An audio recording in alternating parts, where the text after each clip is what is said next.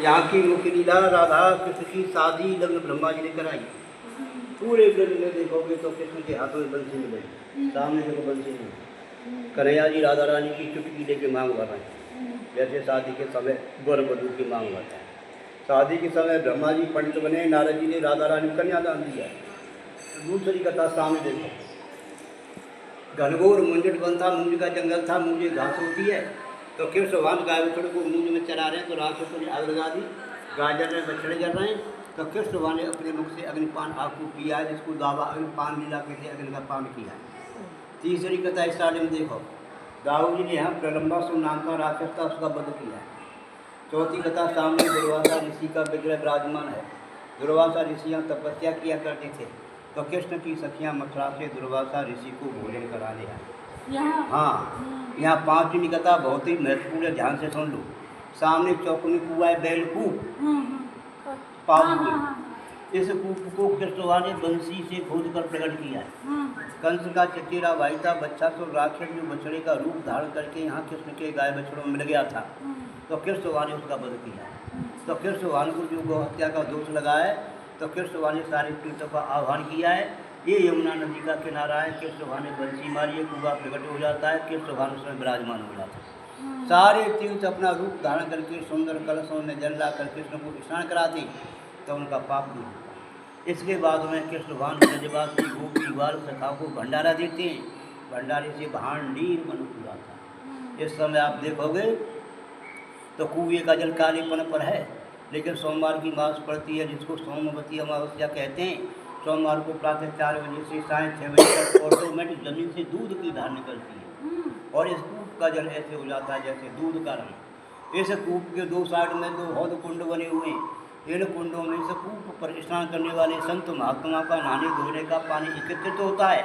जिन माँ बहन बेटियों के बच्चे खंडित हो जाते हैं, गर्भ गिर जाते हैं, संतान की प्राप्ति नहीं होती है, लड़की की प्राप्ति होती है, इन कुंडों में स्नान करने से 95% संतान पुत्र फल की प्राप्ति होती है।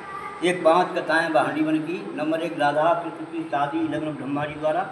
नंबर 2 दावा अग्निपान लीला। नंबर 3 दाऊ जी द्वारा प्रलंबासुर नाम राक्षस का वध। चौथी कथा दुर्वासा ऋषि की कथा। 5वीं कूप की कथा।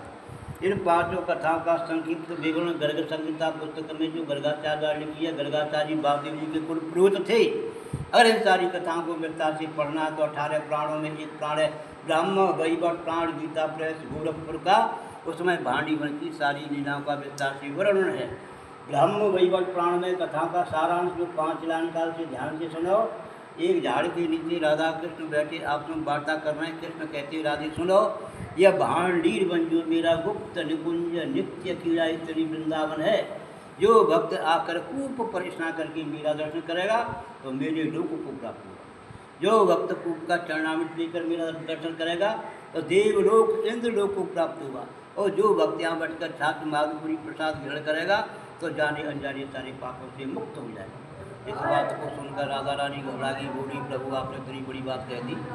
हर व्यक्ति बुरा का बुरा कर्म करके चलो भांडी कूप बैठना कर ले और भांडी बिहारी के दर्शन कर ले तो सारी पाप नष्ट हो जाए।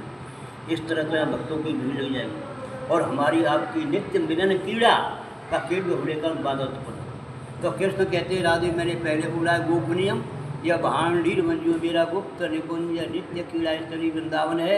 यहाँ की लीला को प्रकट नहीं करूँगा, प्रकाशित नहीं करूँगा, गुप्त रखूँगा।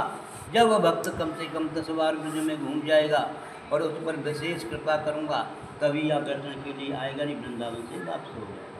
पूरा महत्व है। यह मुख्य रूप से राधा रानी के कन्यादान का ही फल है। राधा रानी के कन्यादान में साड़ी और स्वाग पेटिका अर्पित की जाती है, भक्तों को पता नहीं होता है। अगर कोई भक्त राधा रानी के कन्यादान फल प्राप्ति का इच्छुक है तो साड़ी से स्वाग पेटिका की न्यौछावर 251 रुपया है। भक्त का नाम डायरी में लिखकर भक्त के नाम से राधा रानी का श्रृंगार किया जाता है। वो राधा रानी की जय।